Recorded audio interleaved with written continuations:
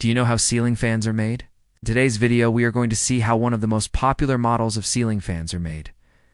We will look at the process of making this particular model from start to finish. This is a really fascinating process that involves a lot of interesting machinery and techniques. So let's get started. The first step in the manufacturing process is cutting the steel for the fan blades. This is done with a laser cutting machine. This machine uses a high-powered laser to cut the steel to the exact shape of the fan blade. The laser is very precise and can make very intricate cuts, which allows for the creation of fan blades with different shapes and designs. Once the steel has been cut, it is moved on to the next station where the edges of the fan blades are smoothed out. This is done with a machine called a grinding machine. This machine uses a rotating wheel to grind down the edges of the steel, making them smooth and even.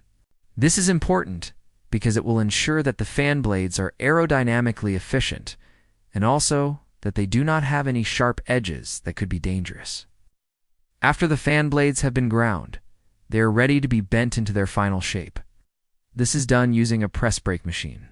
This machine uses a punch and a die to bend the steel into the correct angle.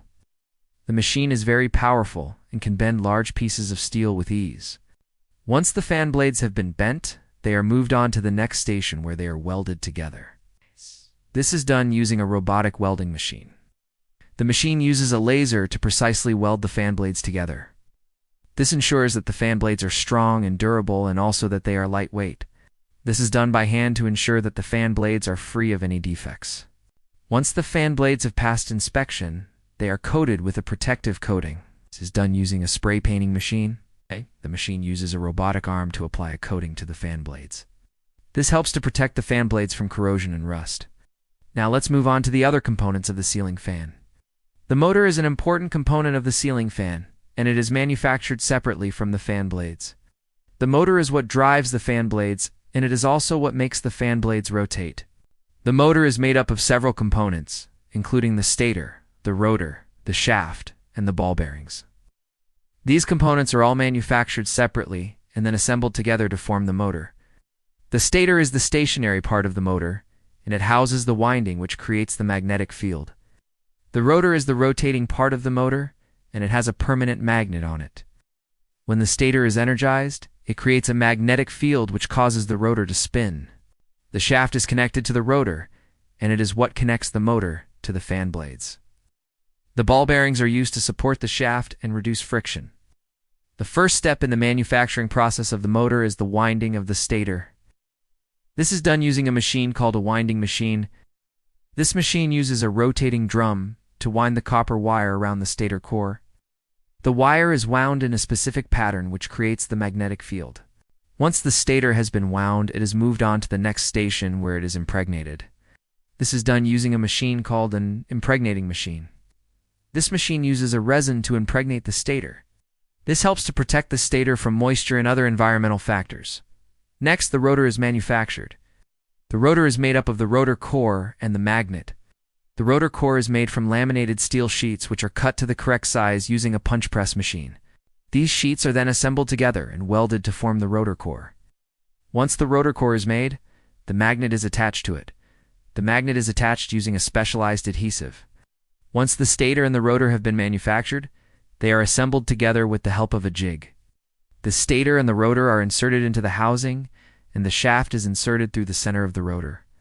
The ball bearings are then inserted into the housing, and the shaft is connected to the fan blades. The motor is then tested to ensure that it meets specifications. Once the motor is finished, it is moved on to the next station, where it is connected to the fan blades. This is done using a connecting machine. This machine uses a robotic arm to connect the motor to the fan blades. Once the motor has been connected to the fan blades, the ceiling fan is complete. The finished ceiling fans are then packaged and shipped to the customer. The packaging is done using a machine that wraps the ceiling fan in a protective material. This helps to protect the ceiling fan during shipping and handling. The packaged ceiling fans are then loaded onto pallets and shipped to the customer.